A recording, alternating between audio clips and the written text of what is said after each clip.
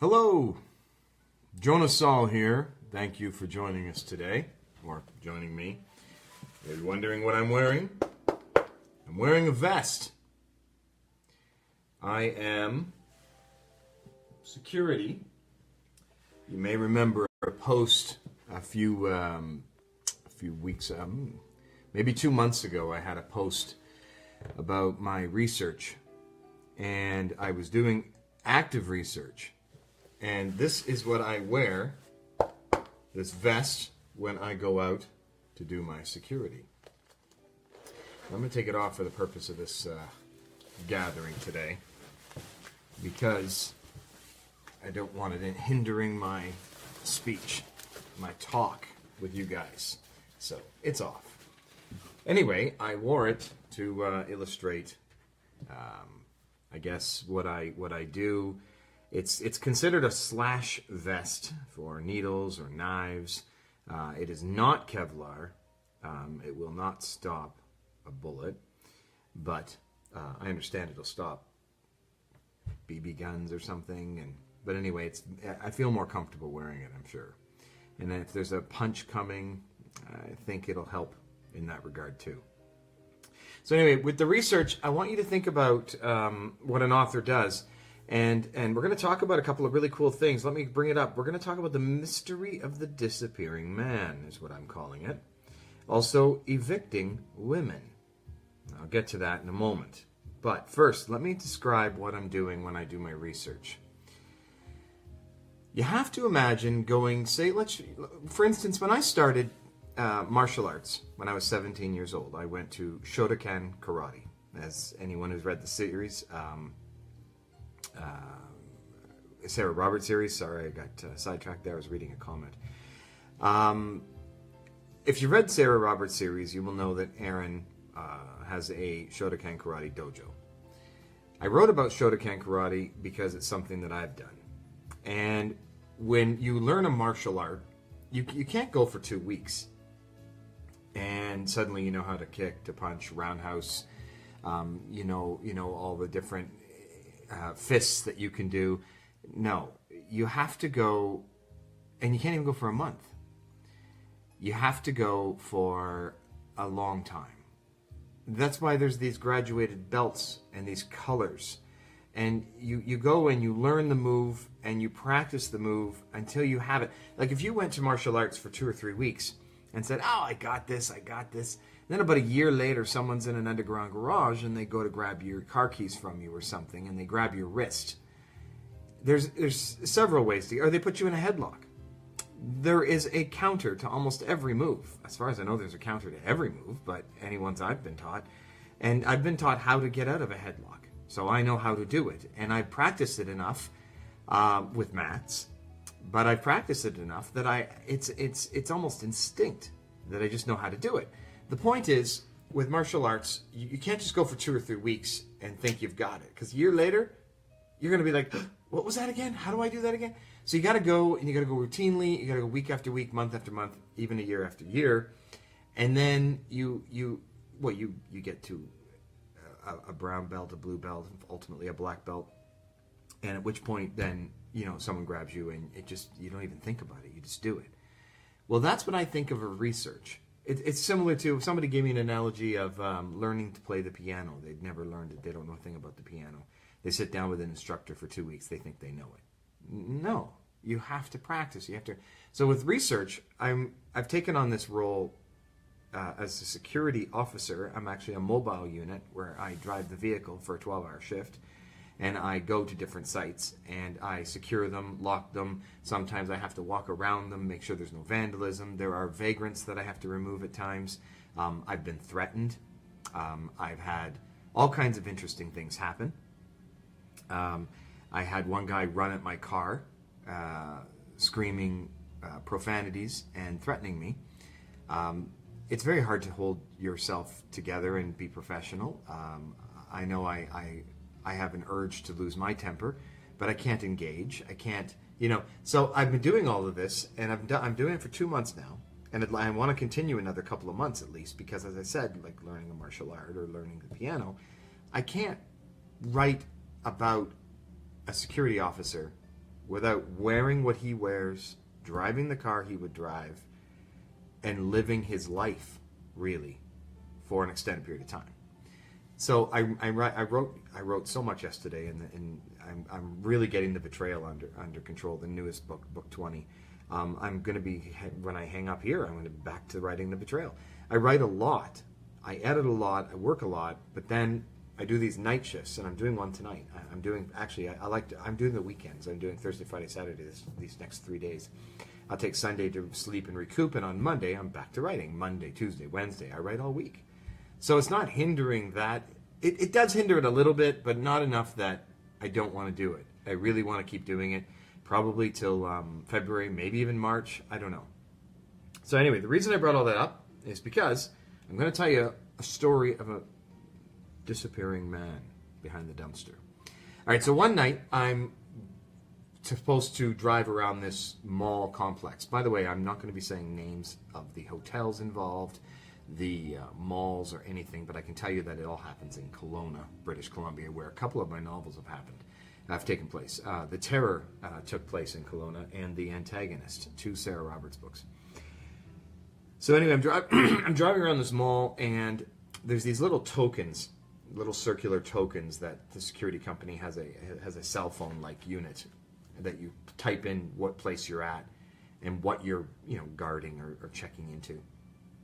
And you take this cell phone unit and you hold it to this little token, and it records that you've been there.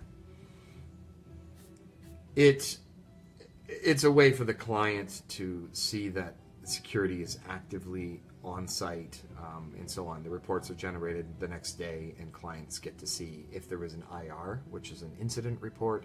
They get to see that the guards were there at what time, 3:33 a.m., 5:25 a.m., whatever, and it's a really good system. So anyway, I'm on my last token at this one mall, and it's if you've seen the backs of malls where there's a laneway with a receiving door for a truck, an 18-wheeler backs in, opens up, and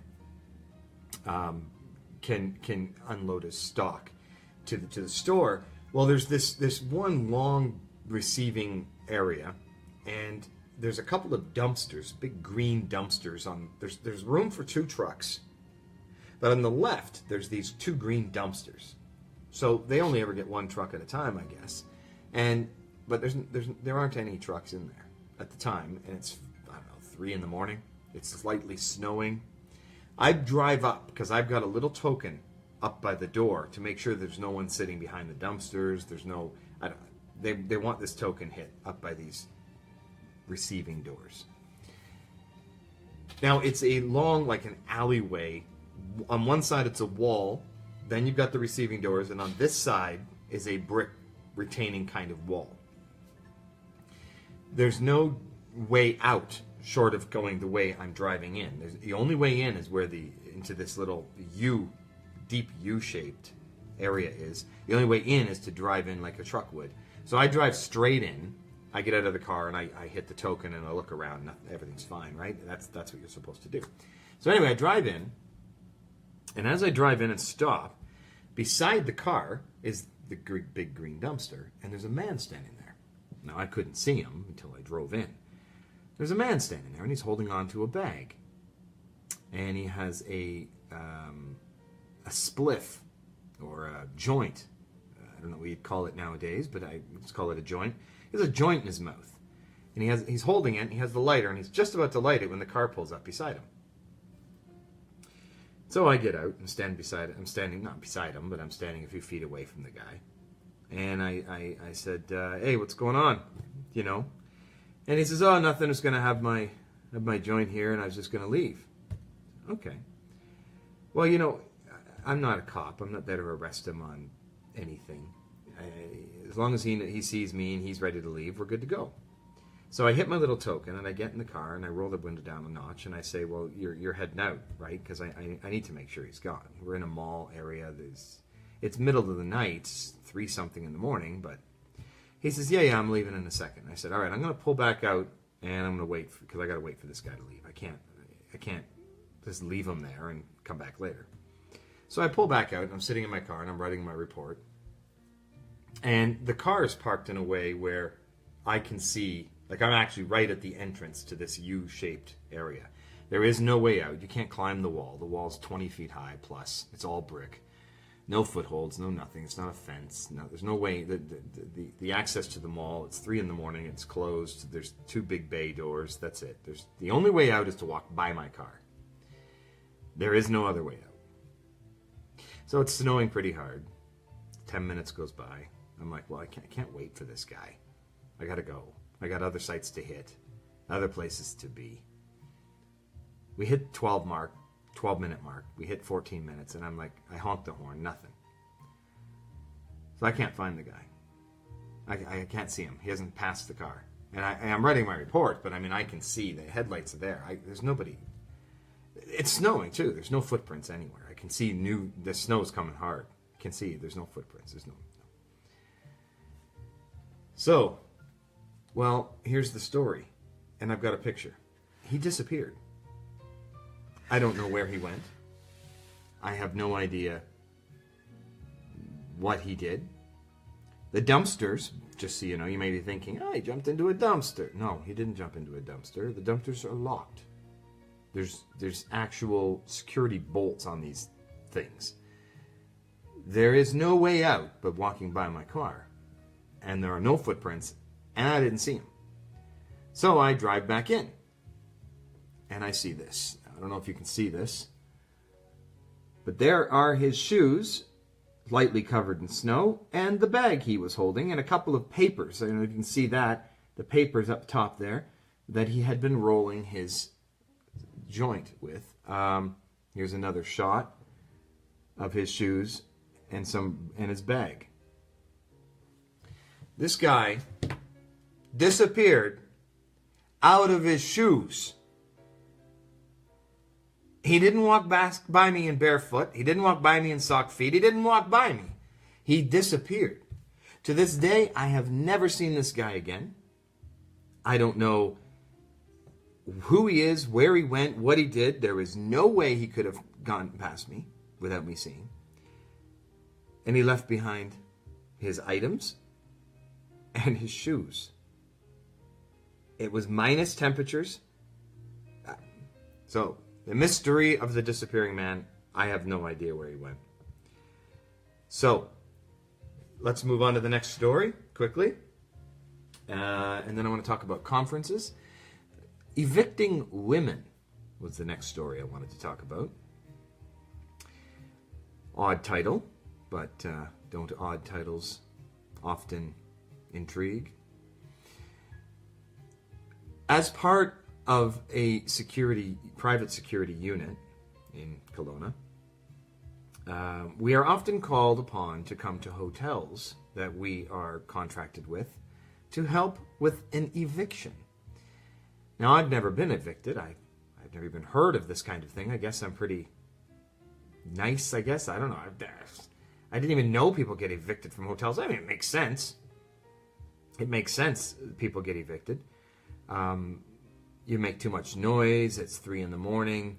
The hotel's repeatedly told you to keep it. They have other people to consider. There's rooms below, above, beside each wall. You've got to think about it. You can't be too loud. 3 in the morning and you're having a party and you're yelling and screaming and hollering. Rooms around you. We're going to call down to the front desk and say we can't sleep. I got to work in the morning, or I'm driving to Vancouver. I'm driving all day tomorrow. I need sleep, and these people are so loud. So the hotel comes up and lets you know, hey, calm it down, calm it down. People don't calm it down. They get a couple warnings. Finally, they're told, you know what, you got to leave, you got to leave. So people can get evicted from a hotel. Bear in mind this if you happen to be told about your noise. Don't get evicted. It's a waste of time. By the time here's what happens in Kelowna when you get evicted. You get several warnings. Finally, you get told you need to leave your room, vacate. You don't want to leave your room, they call security. Security comes up in force. Usually 2-3 of us will show up. And we ask you to leave. If you don't want to leave when we've asked you, and we are pretty serious, then we call the police. The authorities come up. In this case, it's the Royal Canadian Mounted Police in British Columbia. We call the RCMP. The RCMP then come in force.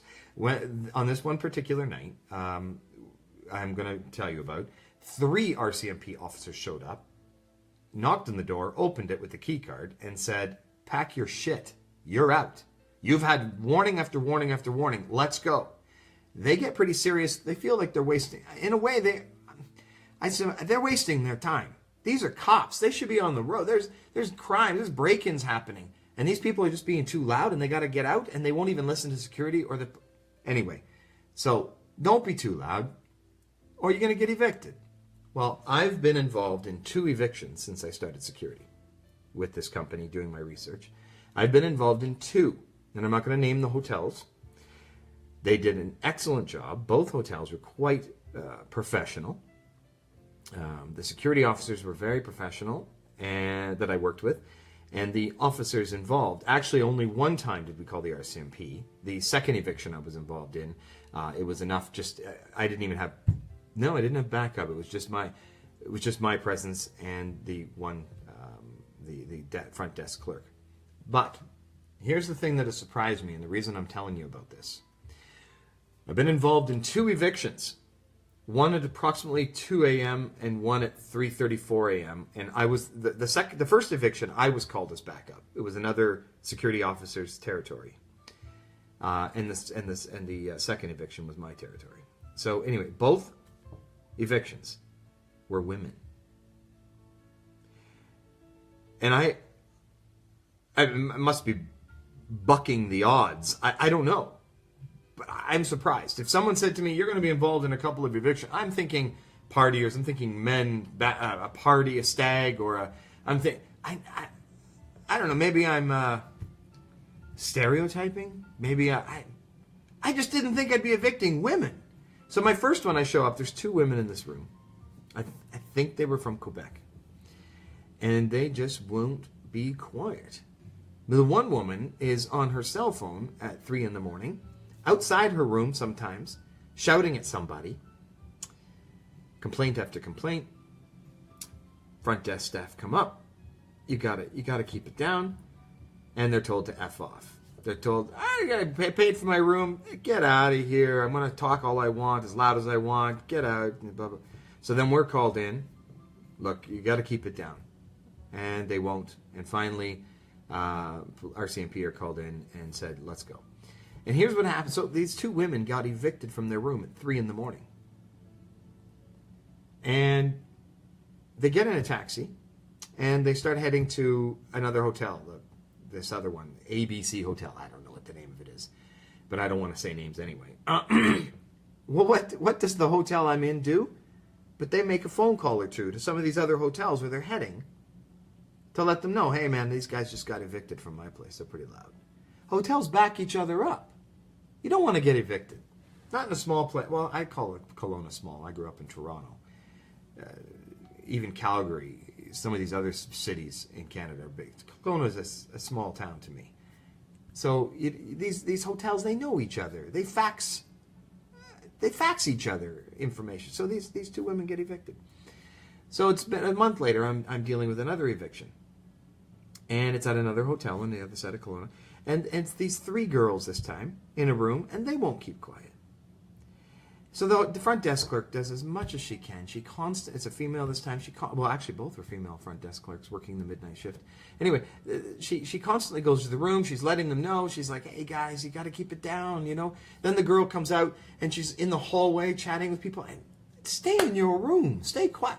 But finally, the front desk clerk says, "Look, last warning. You leave the room, you're out. You gotta go find another hotel room. You don't get your money back. So just don't leave the room." I'm standing there. I'm just like, girls, take it easy. Don't leave the room. You're gonna lose the room. It's 3 in the morning. What are you gonna do? Go find some other place? These people are gonna tell them where you're going. Just don't leave the room. It's not even 10 minutes. Are you kidding me? Not even 10 minutes. And the one girl comes out wrapped up in a bed sheet from one of the beds on her cell phone, making noise. So, eviction. So, evicting women. So far, I've been involved in 2 months in 2 hotel evictions. And it's been women only. I've yet to evict a man or men. So I thought I'd tell you about that. Now, lastly, I pull up on this, and I'm thinking to myself, Breaking Bad. I've got this construction site with expensive equipment that's all fenced off, and they've had a couple break-ins, so they call us, and we're supposed to do these drive-arounds, check the fence, make sure it's still good, you know how security works. So they're paying a fee to have us watch this place. So I drive up. As I drive up, I see this. Okay, take a look. I see this vehicle parked on the side of the road. Okay? So I put my headlights on it. I high beam the thing. I'm a bastard that way. I see a vehicle looks suspicious, I high beam it. I see a vagrant, somebody I've got to remove, I pull out my camera and I take a picture of the guy. And one guy says to me, "What are you doing?" I said, "I'm taking your picture." "Why? You're on private property. You're not supposed to be here." I take a pic, I put it in my incident report. And then when you're gone, I take another pic.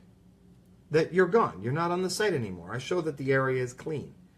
And that you didn't leave any garbage and whatever. So I take a picture. So I take a picture of this van. Now the reason this van got me going was because, I'm going to zoom in on this picture.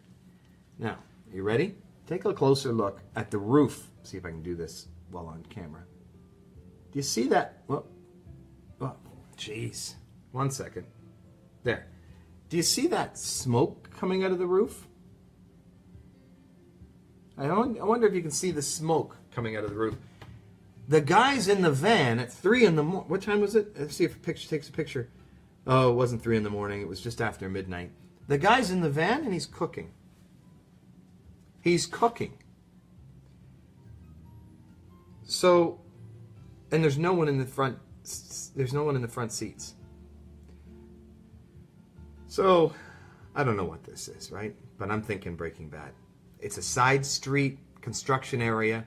No one's around all night long. This is not a thoroughfare. Cars aren't going to be going by this guy at all. It's a dead end. At the end of it, it's the construction site. No one's around. So I'm thinking Breaking Bad. This guy's in here cooking meth. I don't know what the hell he's doing. So, I pull up, high beam, nothing. Start honking my horn. A guy comes out of the back, and he gets into the driver's seat and he rolls his window down. I said, "Hey, how you doing? What are you up to? What's going on in there? You cooking? What are you cooking?" I'm thinking to myself, Breaking Bad, I tell him. He starts laughing. He says, "Oh, no, I live in my van." "You live in your van?" He says, "Yeah, I live in my van.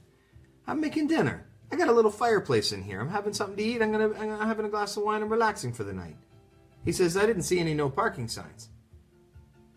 So what do I know? I didn't look inside the truck. The guy lives in his van. Got a little fireplace in there. That's his exhaust from his fireplace. The things you learn. You know, there's another story one day. I'll tell you another one. The door knocker. There's this guy. He's a door knocker. Some of this stuff's going to find its way into a novel. There's a door knocker. He goes to these hotels, and he knocks on hotel room doors. And when I heard this story, I'm like, what's he knocking on hotel room doors for? Well, he goes to these hotel room doors, and he says, he has a sob story. He has my wife, my daughter, they're sitting in the car. It's cold. We're short on gas, or it broke down, or whatever his story is. I need $20. He shows a picture of his wife and daughter or something. I need $20. Even if you got $10. I need something to put into my tank, and then we get them home. And they're safe. It's 2 in the morning. Can you help me? Can you help me? Well, apparently, this door knocker's been doing this for quite some time. And there's been several evenings where he's made thousands of dollars by knocking on doors. I don't know. Turns out the police are looking for this guy in Kelowna. They've got a picture of him. And I think that light is too much on my face. Oh yeah, that's a lot better. Turns out this guy, yeah, the police, RCMP are looking for him. They got a picture of him. I've seen his picture. Hotels all have it pasted up. And he lives at home in his parents' basement. He's in his 30s or something, or maybe early 40s. I forget the age now. And he lives at home, and every story he has is a scam. And he makes a lot of money knocking on doors in hotel rooms. So these are just some of the adventures. There are several others that are finding their way into a novel.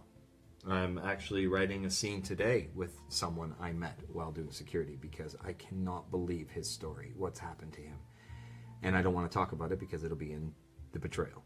I'm adding it to it because it's just, I've actually never heard what this guy told me. And in all my research, I mean, I think I might have read about it in a paper or something. But anyway, all right. Moving on to the last piece of news.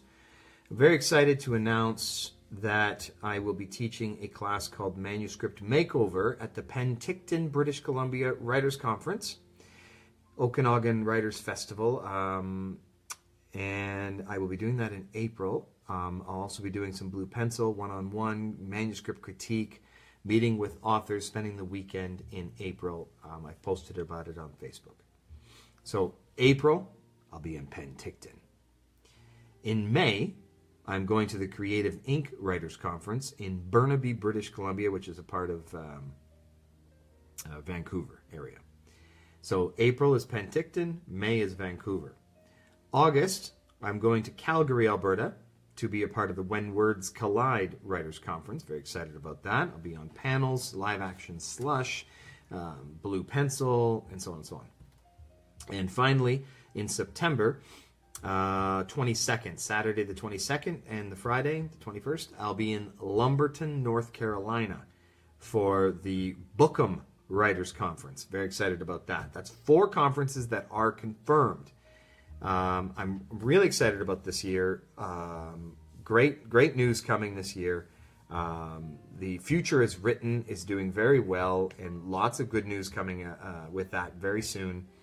The Immortal Gene, book release June 5 worldwide. I should have advanced reader copies in print February-ish or maybe early March. I'm hoping to do a contest, start sending some of them out. So I've got the Future's Written news coming, 4 conferences, 3 of them in Canada, 1 in the US, booked for the year. I'm working on my 5th conference. I might be going to Portland, Oregon for the Willamette Writers Conference, but I'm not sure. I had to pause there to say Oregon right and Willamette, because I used to always say Willamette. So, I might be going to Portland, and I am wide open outside of these 4 or 5 conference commitments to do many more conferences, author signings, speeches, whatever. I'm excited. I love doing all of this stuff. I love teaching manuscripts, makeover. I love talking about tension and pace, conflict, internal, external, dealing with all of these things that writers love to discuss and need help with. So, in the Immortal Gene is June 5. Now, The Betrayal. I know everyone's looking for The Betrayal. I've been asked several times, and it is coming. I'm sorry, this is the longest delay of a Sarah Roberts book since book 2. Book 1 to book 2 was the longest. I don't want to discuss how long that took. And then after The Crypt, book 3, every book has come. I've done 3 to 4, even 6 books in a year. The last Sarah book came out at the end of April. I got busy in May and June with The Immortal Gene, some rewrites and so on. July came and I had other projects I got busy on. I was doing some editing freelance, thinking, give it a month or 2, I'll get working on The Betrayal. So by the time September came around and I started working on Betrayal, outline, but making a few notes on where I would go with it and doing some research, I needed to do this security thing, which I started November 1st. And so September, October, I got busy with a few more edits. And anyway, but I'm working on The Betrayal. It is coming together. I estimate a final date. I don't want to be too early, and then I'm wrong. I honestly feel that the book will be ready for a last look at the editors by early February. I'll just say early February. So the editor takes it for 2 to 3 weeks. He sends it back to me. It's ready to go. And it can be uploaded. So let's say pre-order available in February. Release date will be mid to late March.